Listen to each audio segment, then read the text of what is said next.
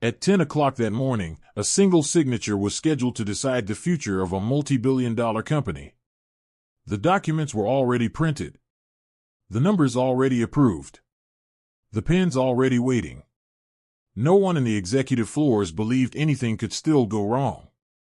On the table lay a contract thick with confidence, its pages calm, orderly, final.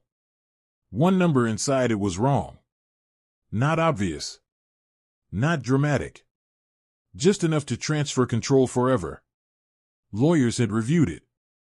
Advisors had approved it. The system was moving forward without hesitation. 3 floors below, someone pushed a cleaning cart past closed doors, watching a detail that did not align. What happens when the clock keeps moving? The decision is irreversible, and the only person who sees the error is not allowed to speak. The city was still dark when Richard stepped out of his private car that Tuesday morning. At 58 years old, he had built an empire from nothing. Thornton Industries was not just a company, it was his life's work, his legacy, everything he had fought for over 3 decades. Today was supposed to be the biggest day of his career. He crossed the marble lobby of his Manhattan headquarters, expensive shoes clicking on polished stone, the building almost empty at 6 in the morning, exactly how he liked it. These quiet hours before the chaos were when his mind worked best. He rode up to the 42nd floor, checking his phone again and again, messages from his legal team, updates from financial advisors, every line telling him the same thing, everything was on track. At 10 in the morning, he would sign the papers that merged his company with a massive European conglomerate. $4.2 billion. Even thinking about it made his pulse jump. 6 months of negotiations, mountains of paperwork, endless calls, and lawyers who looked like they had forgotten what sleep felt like. Richard had reviewed the major points dozens of times. He had personally pushed every conversation to the finish line. The merger would open 12 new countries, create thousands of jobs, and stamp his name into the kind of history books that never mention the people who lost. He smiled as he unlocked his office. By lunchtime, he would be one of the most talked about businessmen in the world. He did not notice the janitor's cart 3 floors below, parked quietly on the 39th. James pushed his cleaning supplies toward the executive conference room with the slow, careful rhythm of someone who had done this for years. At 62, his knees complained more than they used to, but pride kept his pace steady. Every floor he cleaned shined, every bin emptied, every window left spotless, even if most people never looked at him long enough to see it. That was fine. James had made peace with being invisible. He had started the night shift in this building 15 years ago, after the factory job he depended on disappeared. Back then his daughter was in high school, and he needed stability, health insurance, anything that kept food on the table. The janitorial job was not glamorous, but it was honest, and it carried them through. His daughter had done well. She was an accountant now, married, 2 kids, a life James quietly thanked God for. Sometimes he thought about retiring, spending more time with his grandkids, but the truth was he liked having somewhere to go. He liked feeling useful. James unlocked the conference room and rolled his cart inside. The room was enormous, with floor-to-ceiling windows that looked out over the city like a crown. A massive table dominated the center, surrounded by leather chairs that probably cost more than his car. Someone had left the lights on all night. James shook his head. These executives made millions, but could not remember a switch. He started with the trash bins, emptying coffee cups, crumpled papers, half-eaten sandwiches, the usual mess. Then something on the conference table caught his eye, a thick stack of papers bound with metal clips, heavy enough to feel important even from a distance. James knew he should not be curious. Those documents were not his business. But curiosity had always been the one thing that refused to stay in its lane. Over the years, James had developed an unusual habit. During breaks, he read what people threw away. Not because he wanted gossip, but because he wanted to learn. He had dropped out of school at 16, and back then he could barely read at all. When his daughter was young, he had felt the shame of not being able to help with homework, the kind of shame that sits in your throat and makes you quiet at the worst moments.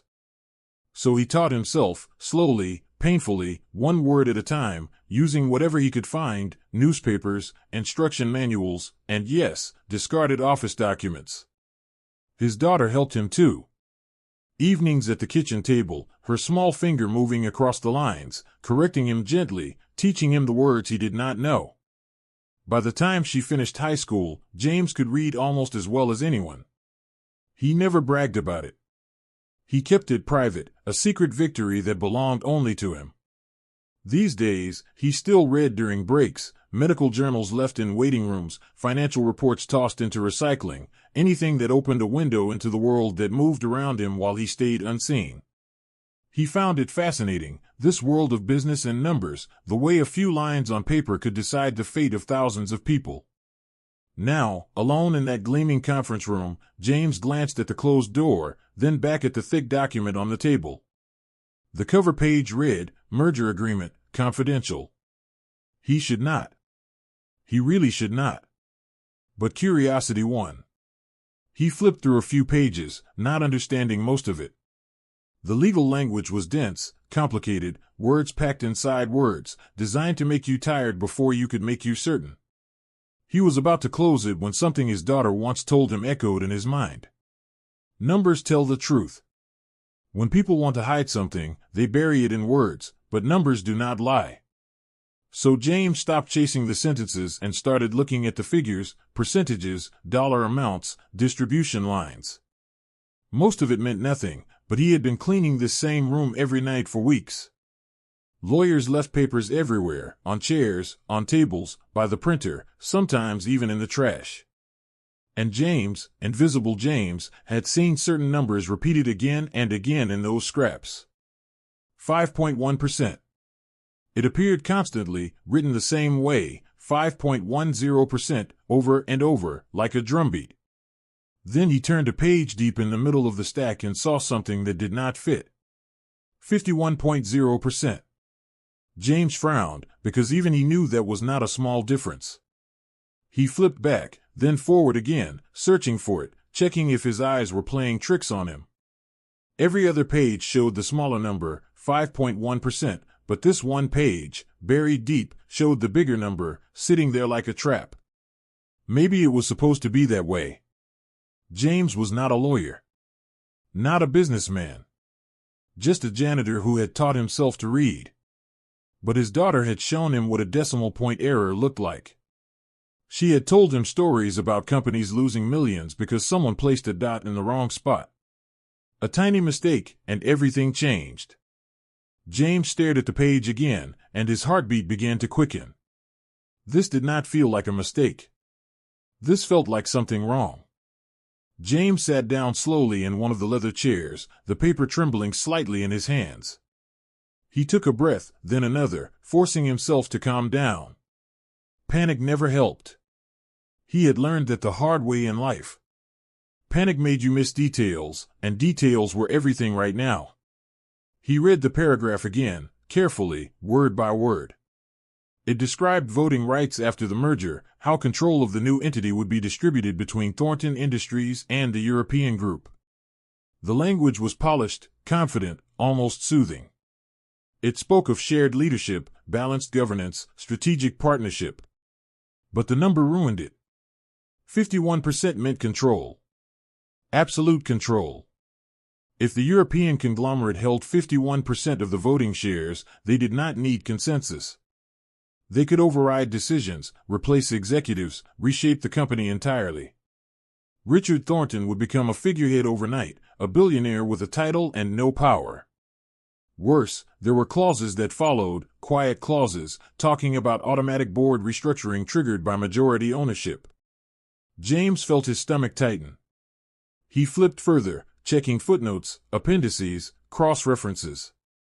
The same wrong number appeared again, twice more, each time buried deeper, surrounded by pages of 5.1%, as if someone had carefully hidden it, hoping no one would slow down long enough to notice. James looked at his watch. 8:42. The executives would arrive soon. Lawyers, assistants, men and women in tailored suits who walked through him like he was furniture. By 10 o'clock, the deal would be signed. Ink on paper. Final. He stood up and paced the room, pushing his cart aside. His mind raced through possibilities, most of them ending the same way. No one would listen to him. He imagined walking into the executive offices, holding the document, explaining what he had found. He imagined the looks, polite at first, then annoyed. A janitor lecturing them on mergers? Best case, they would thank him and escort him out. Worst case, they would accuse him of snooping, of violating confidentiality, maybe even fire him. He needed another way. James thought of his daughter. Of the nights at the kitchen table. Of her patience. Of the pride in her eyes the first time he read a full page without stopping. She had told him once, if you know something is wrong, and you stay silent, then you are part of the wrong. He took a deep breath and made a decision that scared him more than retirement ever had. He rolled his cart out of the conference room and headed for the elevators. The elevator ride felt longer than usual. James stared at his reflection in the mirrored walls, the gray hair, the worn uniform, the name badge clipped to his chest. James Carter. Janitorial Services. He wondered, not for the first time, how many people in this building even knew his name. The doors opened on the 42nd floor. Richard Thornton's floor. The hallway was quiet, but not empty. Assistants were already moving fast, carrying folders, speaking in low, urgent voices into headsets. Everything smelled like coffee and expensive cologne. James pushed his cart forward, trying to look like he belonged there, because in a way, he did. He had cleaned this floor for years. He stopped near Richard's office, pretending to wipe down a glass panel while he listened. Inside, Richard was on a call, his voice confident, relaxed, the voice of a man who believed the world was exactly where he had left it. James waited, heart pounding, watching the clock on the wall tick closer to 9.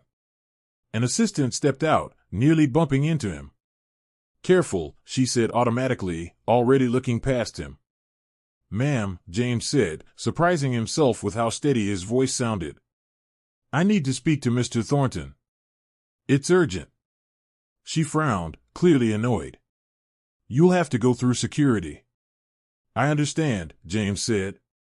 "But if I'm wrong, I'll leave immediately. If I'm right, 10 o'clock won't matter anymore." That made her pause. She studied his face, perhaps seeing something there she did not expect. Fear, maybe. Or certainty. After a moment, she sighed and knocked on the office door. "Mr. Thornton," she said, opening it slightly. "There's a janitor here. He says there's a problem with the merger documents." Richard turned slowly in his chair.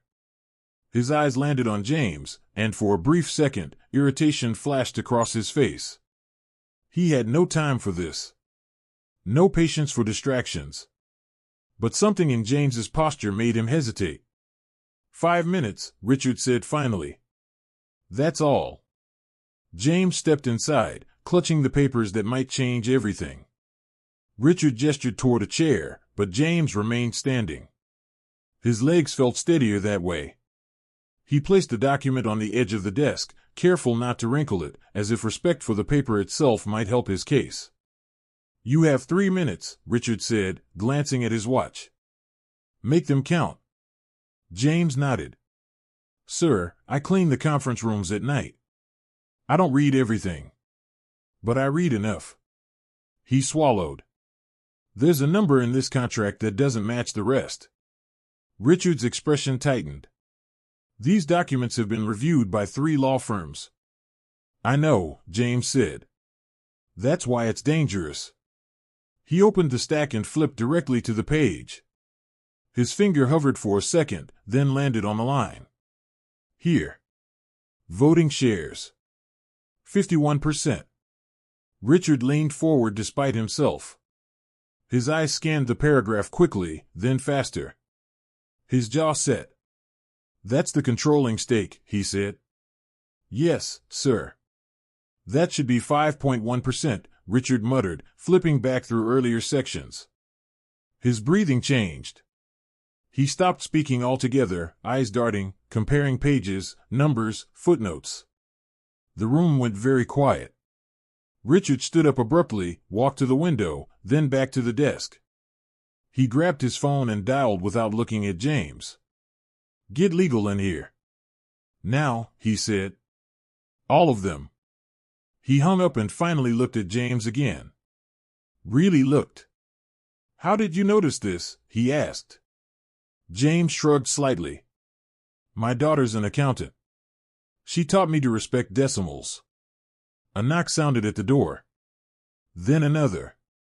The room filled quickly, lawyers talking over each other, confusion rising like heat.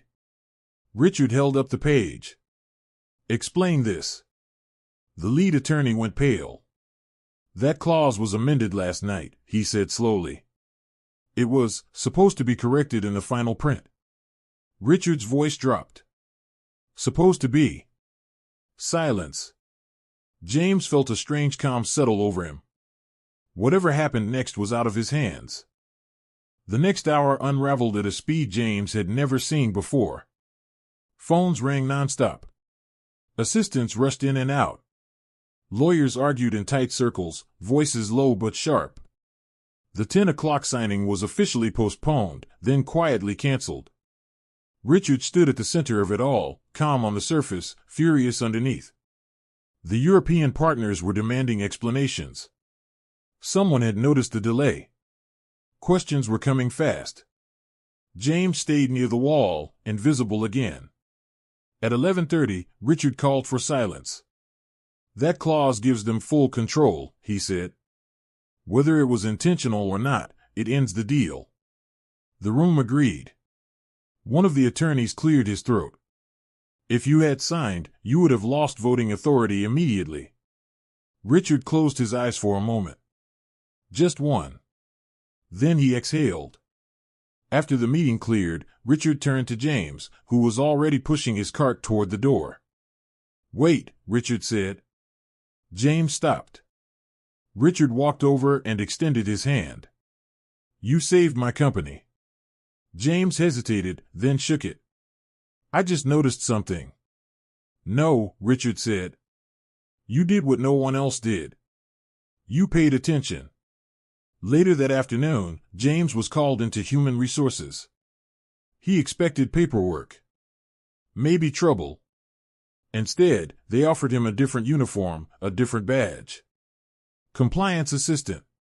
Training provided. James thought of his daughter. Of her smile. He accepted.